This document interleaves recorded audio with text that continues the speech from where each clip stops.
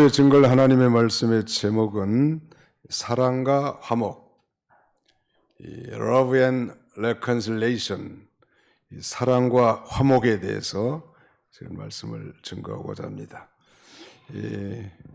특별히 오늘 여기 11절부터 13절까지는 바울의 그 권면에 대해서 말씀하고 있는데요. 우선 11절을 보실까요? 우리는 주의 두려우심을 알므로 사람들을 권면하거니와 우리가 하나님 앞에 알려졌으니 또 너희 양심에도 알려지기를 바라노라. 우리는 아는 건 이 바울 일행이겠죠. 고린도 교회 보낸 이 편지를 쓰니 전도자 일행. 우리는 주의 두려우심을 알므로 사람들을 권면한다. 여기서 이 두려움이라는 것은 단순한 노예적 공포심이 아니고 예수 그리스도를 향하신 거룩한 경외심을 가리킨다 할 수 있겠습니다. 참으로 하나님을 발견한 사람들이라고 하면 감히 그 앞에 머리 둘 수 없고 그 놀라운 그 경외하심에 우리가 벌벌 떨 수밖에 없는데, 바울이 과거에 예수 그리스도를 핍박하고 교회를 잔해할 때는 몰랐지만 그가 이 다메섹 도상에서 예수 그리스도를 발견하고 보니까 전에는 단순히 목수 요셉의 아들 마리아에게서 태어난 자, 그의 형제들, 그의 누이들 이런 정도로 알았지만은 그러나 부활하신 예수 그리스도께서 이 다마스쿠스 도상에서 그에게 부활하신 몸으로 영광 중에 나타났고 그 부활하신 예수를 만나는 순간 자신이 얼마나 죄인인가를 깨닫고 그가 비방하고 그가 핍박하고 교회를 잔멸하려고 했던 그 예수 그리스도가 곧 이 하나님이시고 예수가 곧 그리스도이심을 밝히 깨달았단 말이에요. 그래서 단순한 이 공포심이 아니고 거룩한 경외심, 그런 면에 두려움을 알기 때문에 사람들을 권면한다. 정말로 이 그리스도의 심판대 앞에, 우리 조 집사님이 기도하면서 2번씩이나 우리가 하나님 그리스도 앞에 심판대 앞에서 상급을 받도록 준비하자고 했는데 참 좋은 거예요. 좋은 기도입니다. 왜냐하면 단순히 우리가 신앙생활을 하더라도 그저 뜨뜻미지근하게 신앙생활한 것보다는 이 상을 받기 위해서 신앙생활한 사람은 자세가 좀 다를 것 같아요. 학교에서 똑같이 많은 학생들이 공부하지만 나는 우등상을 꼭 받을 거야. 반드시 나는 이 상을 받아야 돼. 이런 사람의 학습 태도와 그렇지 않고 별 목표의식이 없이 공부한 학생들의 태도는 많이 다른 것처럼 신앙생활을 우리가 다 똑같이 하지만 장차 우리 모두가 다 그리스도의 심판대 앞에 서게 될 것인데, 그때 그 두려움을 생각하면서 내가 지금 전도한다는 거예요. 내가 지금 그리스도에 대해서 권면하고 그들에게 격려하고 위로한다는 거. 그런 하나님을 의식하면서 신앙생활하는 건 대단히 중요하다고 할 수 있습니다. 하나님을 의식하면서. 우리는 그걸 경외라고 합니다. 경외심. 이 경외라는 말의 영어 번역 표현은 여호와를 경외함, the fear of the Lord, 여호와를 두려워함, 이렇게 번역해놨거든요. 단순히. 그러나 그 두려움이라는 건 노예적 공포심이 아니라 하나님의 자녀로서 거룩하신 자 앞에, 존재 앞에 우리가 가지는 경건한 태도라고 할 수 있겠죠. 그 하나님을 두려워하기 때문에 장차 그 심판대를 바라보면서 내가 전도하지 않으면 내게 화가 있을 것이라는 그런 심정으로 교인들을 권면하고 사람들에게 복음을 전하고 봉사하고 충성하겠다는 거예요. 그래서 하나님 앞에 자신들이 알려졌는데 또 이 고린도 교인들의 양심에도 이렇게 알려지기를 바란다고 이렇게 말합니다. 그 이유는 이 고린도 교회에 말하자면 거짓 선지자들이 들어와서 바울의 사도권을 부정하고, 또 바울이 사도권만 부정하면 좋겠는데 바울의 사도권을 부정한다는 것은 곧 그가 증거한 바른 복음에 대한 도전이란 말이에요. 그래서 제발 이 고린도 교인들이 그 거짓 선지자들을 물리치고 그들의 그 양심에도 우리가 정말 예수 그리스도를 발견하고 살아계신 하나님 앞에 사는 존재라는 사실을 그들의 양심에도 알려지기를 바란다고 말하면서 12절에 우리가 다시 너희에게 자천한 것이 아니요 즉 우리가 다시 너희에게 나 우리 자신들을 추천한 게 아니다.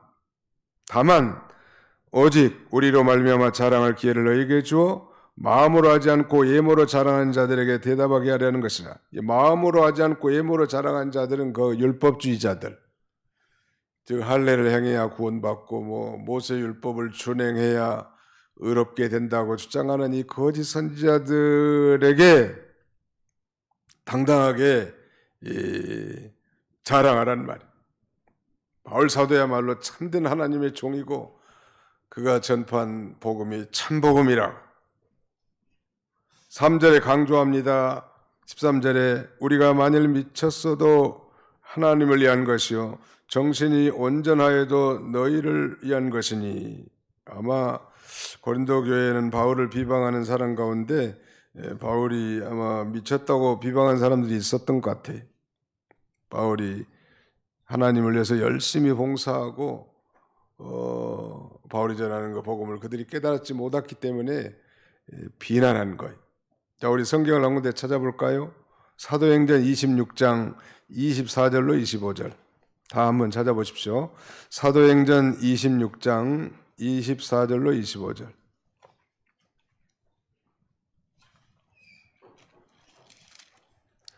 사도행전 26장 24절로 25절입니다. 같이 한번 읽어보실까요? 사도행전 26장 24절로 25절 시작. 바울이 같이 변명하며 베스도가 크게 소리내어 이르되 바울아 내가 미쳤도다. 내 많은 학문이 너를 미치게 한다 하니 바울이 이르되 베스도 각하여 내가 미친 것이 아니요 참되고 온전한 말을 하나이다. 한번 따릅시다. 내가 미친 것이 아니요 참되고 온전한 말을 하나이다. 바울이 지금 베스도 앞에 이렇게 변명하니까 복음을 증거하니까 그걸 들은 이 베스도가 큰 소리 내면서 바울아 내가 미쳤도다. 내 많은 학문이 너를 미치게 한다. 내 많은 학문이 하는 거 보면 바울이 당시에 아주 가말리엘 문화생으로 그 학문에 출중했음을 인정해 준 거 아니에요? 저런 말에 이 하버드라든지 스탠포드 PhD를 한 2개 이상 갖고 있는 그 이상의 수준이란 바울 사도. 미쳤다는. 혹시 예수를 믿다가 미쳤다는 말을 들어본 적이 있으신가요? 내가 미친 것이 아니라 참되고 옳은 말을 하나이다. 아무튼 제가 그 울산 현대 그룹의 공채로 1985년도에 시험을 쳐서 합격을 했습니다. 촌에서 용이 났다고 잔치를 벌인 거예요. 야, 촌놈이 대기업에 합격했다고 잔치까지 벌였는데 제가 그 현대 중공업에 이제 발령받아가지고 직장 생활하는 가운데 소위 은혜를 체험하고 소명을 받게 돼서 신학교를 간다고 하니까 우리 집사람은 두말 없이 말리고 우리 어머니는 권사님씩이나 되면서 너는 신학교 가지 말고 큰 교회 장로가 되어야 하느니라 그러더라고. 부자로 살아서 나한테 효도해라 그런 말하고 그렇게 들리더라고. 저는 저희 아버지는 말씀도 잘 안 하신 분인데 한번 딱 한마디 하시더만 내가 온전한 정신으로 그렇게 결정하였느냐. 그 얘기는 너 미친놈 아이가 경상도 말로. 아버지 저는 미친놈이 아닙니다. 참되고 옳은 말을 하고 있습니다. 나중에는 다 그분들도 오히려 저로 인해서 교회도 잘 나가시게 됐습니다만은 그러니까 이 정상인이 볼 때 갑자기 직장생활 잘하던 놈이 그렇게 다 좋아하고 즐거워했는데 신학교를 한다니까 앞길이 보장이 안 되잖아요. 고생길이란 말. 그러니까 이게 정상적인 판단인가? 아니 가말리엘 문화생으로서 정말 학문을 출중하게 배우고 선생이고 그야말로 바리새파고 대단한 학자인데 사람들이 비방하는 그 예수 그리스도 나사렛 이단의 괴수의 도를 전하는 앞잡이가 됐으니 바울아 네가 미쳤도다 라고 왕이 그렇게 말할 수밖에 없죠. 바울은 뭐라고 말하는지 오늘 본문에 이렇게 말합니다. 우리가 만일 미쳤어도 미치지 않았지만 설령 미쳤다고 해도 누구를 위해서 미쳤어요? 하나님을 위해서 미친 것이고 정신이 온전하여도 고린도 교회 성도들을 위해서 한 것이다. 누가 미쳤다고 말하고 비방하는 것이 별로 중요한 건 아니에요. 자기가 안 미쳤으면 그만이지. 사실 미친 사람들 되게 자기가 안 미쳤다고 하거든. 근데 사실은 예수쟁이들이 멀쩡하게 직장생활하다가 멀쩡하게 사회생활하다가 갑자기 다 때려치우고 뭐 신학을 하고 목회를 한다고 하면 한마디씩은 들을 수 있겠지만은 뭐 그것도 예수님 때문에 받는 뭐 비난이라고 할 수 있겠죠. 바울 사도의 그러면 이 놀라운 복음의 직분의 원동력이 무엇이었을까요? 거기 14절을 같이 한번 읽어봅시다. 14절 시작. 그리스도의 사랑이 우리를 강권하시는도다. 우리가 생각하건대 한 사람이 모든 사람을 대신하여 죽었은즉 모든 사람이 죽은 것이라. 그리스도의 사랑이 우리를 강권하시는도다. 이게 뭐냐면 그리스도의 사랑이 우리를 끌고 간다. 나는 정말 예수 그리스도의 구속의 놀라운 사랑, 그가 나를 위해서 채찍에 맞으시고 고난당하시고 저 마침내는 저 골고다 언덕의 십자가에 못 박혀 죽으시기까지 우리를 사랑하신 그 놀라운 사랑 때문에 나는 지금 전도하고 복음을 전하고 사람들을 권면하고 오늘 여기까지 이르렀다. 그 사랑이 나를 지금까지 여기까지 이끌었고 그 사랑의 견인줄이 나를 붙들고 어떤 환난과 핍박과 비난과 역경 가운데서도 이 복음 전도자의 사역을 감당한다고. 그리스도의 사랑이 우리를 강권하시는도다. 한번 따라합시다. 그리스도의 사랑이 우리를 강권하시는도다. 예, 믿는 일은 이렇게 사랑의 강권에 의해서 하는 것입니다. 그럴 때 육체적으로 좀 피곤하지만 절대 지치지 않고 지루하지 않고 힘들지 않아요. 사랑으로 하기 때문에. 여러분 한 7, 80대 된 할머니들은 이제 자기 몸도 가누지 잘 못하는데 말이죠. 좀 멀쩡하신 분들은 손주들 등에다 업고 이렇게 다니신 분들이 옛날에는 많았어요. 요새는 뭐다 자가용에다 실컷 끌고 다니지만은 옛날에는 다 등짝에 업었다는. 아이들이 좀 건강한 아이들은 10kg 넘어. 10kg의 손주를 업고도 즐거워서 즐거워하는 그 할머니들의 웃음. 만약에 한번 상상해 보십시오. 돌덩어리나 쇳덩어리 10kg를 들고 다니라고 하면 힘들겠어요? 힘들겠어요? 엄청나게 힘들죠. 내 새끼, 내 피부치. 나도 요새 오전 예배 들고 내려가면 우리 손자 녀석이 유치부에 있는데 한 번씩 뽀뽀하는 재미로 사는 거예요. 사랑하니까 무겁지 않다는 말이에요. 이 믿는 일이라는 건 사랑 없이 하는 건 이거 너무 수고로운 종교적 자비입니다. 하나님이 내게 베푸신 그 놀라운 사랑, 제가 오전에 잠깐 말씀드렸지만 여러분들이 만일 이웃 사랑에 대한 실천적 이웃 사랑을 하기를 원하신다면 그 하나님의 사랑을 경험해야 합니다. You must experience the love of God. 하나님의 사랑을 경험해야 합니다. 즉 하나님의 사랑을 경험하고 그 사랑에 이끌려서 하는 일은 다 즐겁고 해피합니다. 기쁘고 자유스러워요. 신앙생활이라는 게. 예를 들면 1세기, 2세기 그러니까 서머나 교회 감독 사도 요한의 제자 폴리갑은 그는 이 불타는 그 화형을 결국 당합니다. 그러면서 그 로마 교황청에서 보낸 이 사람들에게 그렇게 유혹하죠. 당신이 만일 한 번만 예수 그리스도를 모른다고 부인하면 살려주겠느라고. 그때 폴리갑은 나를 86년 동안 주님은 나를 한 번도 부인한 적이 없는데 내가 어떻게 주님을 부인할 수 있겠냐. 그 하나님의 사랑에 이끌려서 저 불타는 나무 속에 들어가도 주저함이 없이 당당하게 얘기할 수 있었던 것은 그의 심령의 성령으로 말미암아 하나님의 사랑이 정말 들끓고 있었기 때문에 그 사랑이 그를 강권하여 화형에도 두렵지 않게 대처하는 거예요. 아멘. 네, 여러분들도 하나님의 사랑을 경험하시기 바랍니다. 사람 보러 교회 나온 것도 아니고 말이죠. 이미 믿는 자라면 하나님의 이 폭포수와 같은 사랑이 우리의 심령에 부어졌다는 사실을 믿으십시오. 하나님의 사랑이 부어진 거예요. 문제는 내가 깨달았느냐 깨달았지 못하느냐, 경험했느냐 경험하지 못했느냐, 그 차이란 말이에요.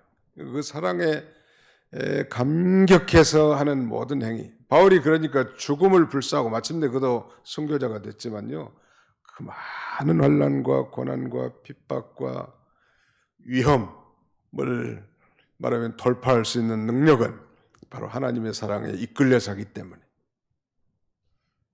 근데 이걸 잃어버리면, 하나님의 사랑을 잃어버리고 만약에 교회 봉사하고 뭐 행사에 참여하고 예배드리고 이런 건 너무 지루하고 힘들어.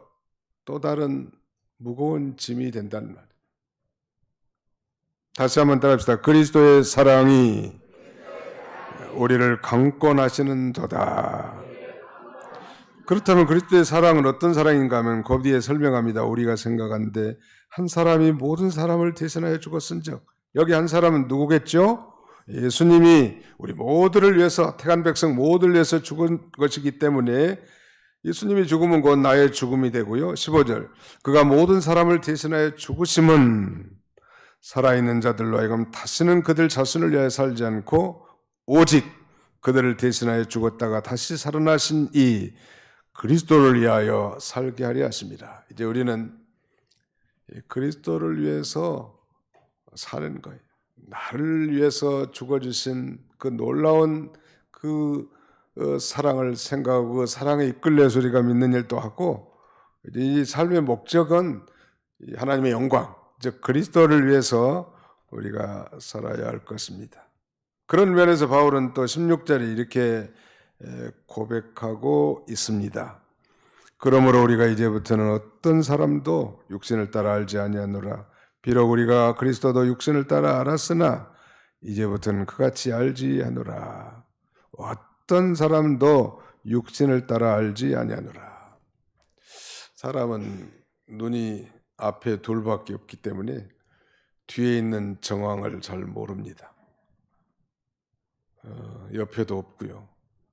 또 둘로 정면을 응시했다 할지라도 그 사람의 행동과 그 사람이 발설한 그 말에 대해서는 우리가 판단하고 생각할 수 있지만, 그 사람의 생각은 어떤 생각을 갖고 또 그 말은 어떤 그 숨은 동기를 가지고 그 말했는지조차도 우리는 잘 모르고 잘못 짐작할 수도 있는 그런 존재죠. 그러므로 우리가 형제를 함부로 판단하거나 정죄해서는 안 됩니다.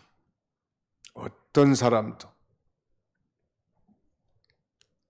아무리 가난한 사람, 아무리 천한 사람, 아무리 뭐 존귀한 사람, 그런 사람을 우리가 차별해서는 안 된다는 말.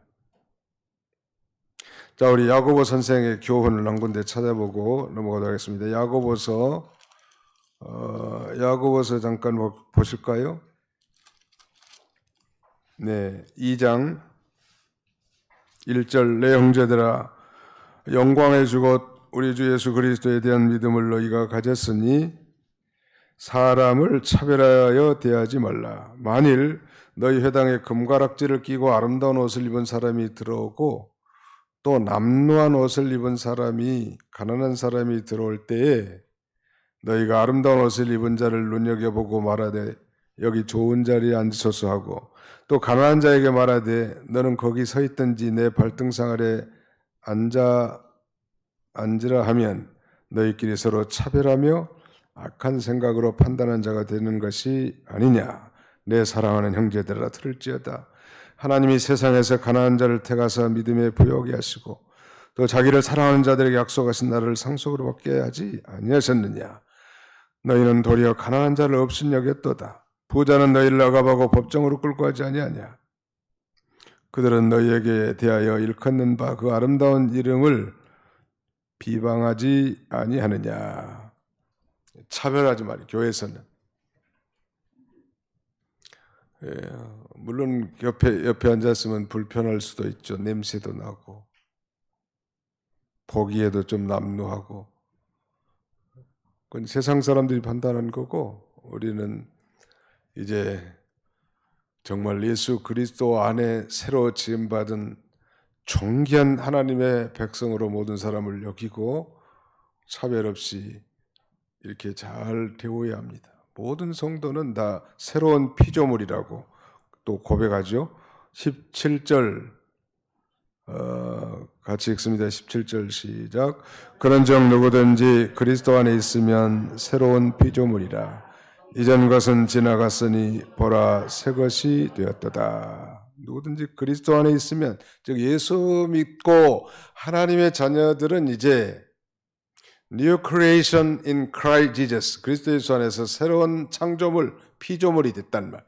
아무리 남루한 옷을 입고 설령 냄새나는 그런 신자랄지라도 하나님이 보실 때는 존귀한 자요, 새로운 피조물.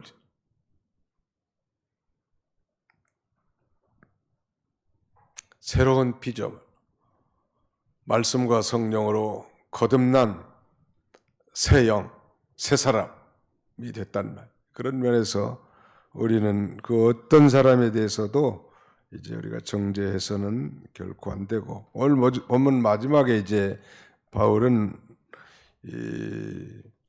화목하게는 직분을 주셨다고 했습니다. 18절부터 이제 마지막까지 내용인데요. 보실까요? 18절. 모든 것이 하나님께로서 났으며 그가 그리스도로 말미암아 우리를 자기와 화목하게 하시고 또 우리에게 화목하게 하는 직분을 주셨으니, 우리 성도는 다 이제 화목하게 하는 직분을 받은 자예요.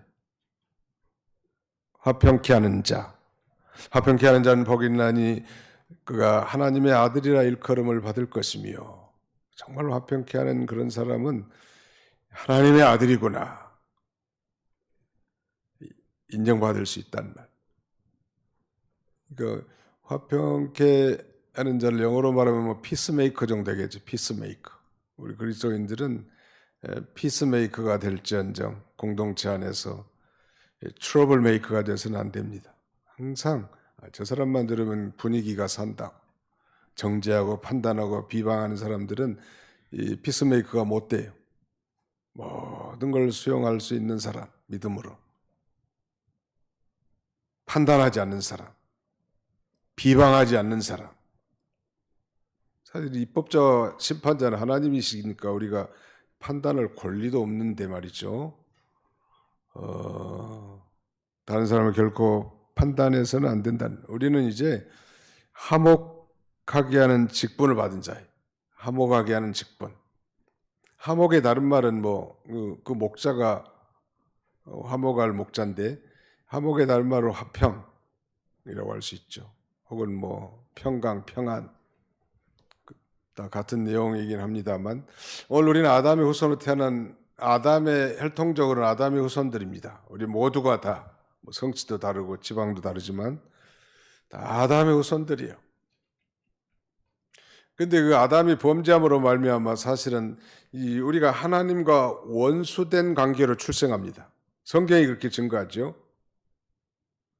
그러나 바로 하나님께서 우리를 그 상태로 내버려 두지 아니하시고 이 화목의 제물, 화평의 제물로 예수 그리스도를 보내주시고, 그가 하나님과 우리의 원수된 그 진노 아래 있는 그 백성들의 근본적인 죄를 대신 지시고 예수님이 십자가에서 화목 제물이 되어 죽으신 거예요.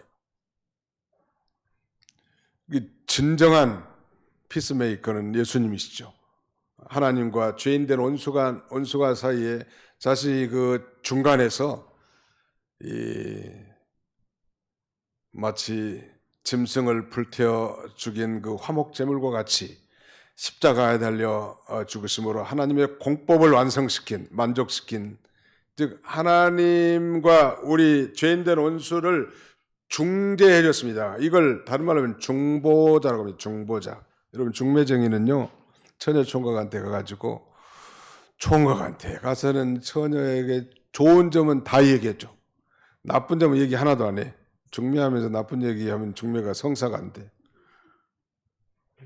그리고 또 그 중매장인도 신부한테 가가지고는 또 한가 그 총각에 대한 좋은 점만 다 얘기했죠. 그래서 되게 결혼이 이루어지는 거예요. 그 위대한 중매장인 바로 예수님이 하나님과 우리 사이를 화목하게 만들어놨다는 말. 자신이 화목 제물로 희생되면서까지. 그리고 동시에 그러면서 우리에게도 이제 그런 화목하게 하는 직분을 우리에게 주시는 거 있잖아요. 뭐 인간적인 그런 평화 중재자일 수도 있겠지만은 성경은 그보다 더 중요한 것은 우리가 복음을 통하여, 사실 우리가 복음을 전해서 그가 받아 믿으면 그 예수 그리스도로 말미암아 하나님과 그 죄인 간에 화목하게 되고 화평하게 되잖아요. 그래서 이 복음을 화평의 복음이란 말이 있어요. 화평의 복음. 따라서 복음은 화평의 복음입니다. 하나님과 죄인들 인간 사이를 화평하게 해줘. 이 복음을 받아들인 사람은 뿐만 아니라 대인 관계에 있어서, 수직 관계에 있어서도 그렇게 화평이 되지만요, 복음이 들어가 놓으면 이제 대인 관계에 있어서도 사람과 사람 사이에도 화목하게 되는 거예요. 이 진정한 통일은 복음의 통일이죠. 뭐 인본주의적 평화론자들은 인본주의적 그런 이 평화의 노력을 많이 하지만은 궁극적인 해결책은 될 수 없고, 모든 사람들이 예수님을 믿고 그 화평의 복음을 받아서 하나님과 화목한 자는 사람과도 화목하게 된다는 말. 그 십자가의 이 수직선은 바로 하나님과의 관계라고 할 수 있고요. 이 십자가의 수평목은 사람과의 관계라고 할 수 있는데, 바로 예수 그리스도를 믿으면 하나님과 화목하고 사람과도 화평하게 된다는 말. 누구든지 성도 간에는 절대 이렇게 막혀서는 안 돼요. 불목해서는 안 돼요. 어느 분이 그런 유명한 얘기를 했어요. 화평케 하는 자는 복이 있나니 저가 하나님의 아들의 일컬음을 받을 것이요. 거기에 대해서 불화평, 불목케 하는 자는 저주가 있나니 저가 마귀의 아들이라 일컬음을 받을 것이며. 꼭 그 트러블 메이커들이 있거든. 분위기 깬 사람들. 다 되게 그 사람들은 자기중심적 사고에 매여 있는 사람들이. 불화목하게 하는 거. 교회는 그야말로 화평의 공동체죠. 평화의 공동체. 하나님과 화목한 사람들이 또 성도들 사이 이렇게 원만한 이 평화와 화평 관계로 교제하는 건, 우리가 비록 천국에 가지 아직 않았지만 이 지상에서 이 천상의 평화를 누리는 그런 삶이에요. 그래서 교회 가면 마음이 평안하다고 하는 게 바로 그거예요. 목사님, 나는 교회만 가면 마음이 참 평안합니다. 그게 지극히 정상적인 것이죠. 우리는 바로 이 화목하게 하는 직분을 가진 자인 줄 알고 어떻게든지 화목하게 돼. 저분만 들어오면 화목해진다. 또 우리는 뭐 그렇게는 뭐 인간적 그런 뭐 탤런트는 없다 할지라도 복음이 화평의 복음이니까 복음 전하면 화목하게 하는 일이. 화목하게 하라는 건 주님의 명령이에요. 부지런히 복음을 전하는 삶을 우리가 살고, 우리가 이 일을 부탁받은 존재들이, 다시 19절에 보시면 곧 하나님께서 그리스도 안에 계시사 세상을 자기와 화목하게 하시며 그들의 죄를 그들에게 돌리지 아니하시고 화목하게 하는 말씀을 우리에게 부탁하셨느니라.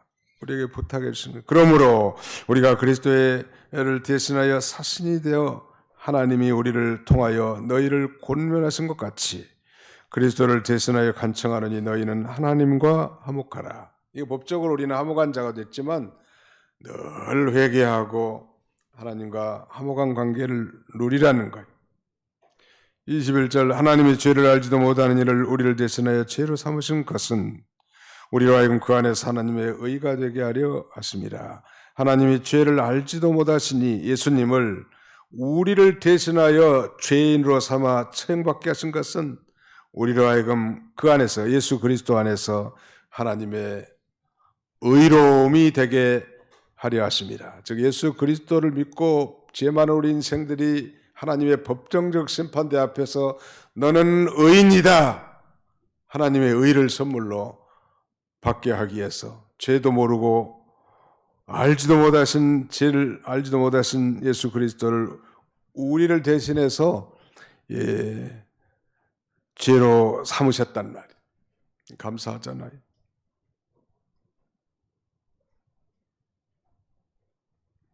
이 화목하게 하는 것, 이것이 우리의 일생 삶인데 언제나 어느 곳에 가서나 항상 피스메이커가 되시고 트러블 메이커가 되지 마시고 또 더 적극적으로는 이 화평의 복음을 많은 사람들에게 증거해서 하나님과의 관계도 회복이 되고 대인 관계도 회복된 이런 복된 삶을 살게 하는 우리 모든 성도님들이 다 되시기를 주님의 이름으로 축원합니다.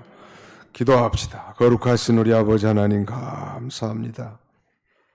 사랑과 화평을 통하여 우리는 저 십자가를 통해서 이 하나님께서 우리가 아직 죄인 되었을 때, 아니 우리가 알지 못했을 때, 아니 우리가 연약했을 때 그리스도께서 십자가에 죽으심으로 우리를 향하신 하나님의 사랑을 확증하시고 우리에게 이제는 그 화목케 하는 직책을 우리에게 주시고 이 복음을 화평의 복음을 전하게 하신 주님, 먼저 죄를 알지도 못한 예수 그리스도께서 친히 원수였던 우리와 하나님 사이를 화목케 하기 위해서 화목의 제물로 저 십자가에 달려 하나님 앞에 드려주시고 이제는 우리가 이제 자신을 위해 살지 아니하고 주님을 위해 살고 하나님의 영광을 위해 살 뿐만 아니라 날마다 이 화평의 복음을 증거하여 참으로 하나님 나라를 세워나가는 성숙한 우리 하나님의 종들이 다 되게 해주시옵소서. 몸이 아프고 고난 중에 있는 형제들도 있사오니 하나님께서 긍휼히 여겨주시고 환난과 고난 중에 더욱 하나님을 의지하고 바라보며 기도하는 우리 모든 성도들이 되게 해주시옵소서. 예수님의 이름으로 기도하옵나이다. 아멘.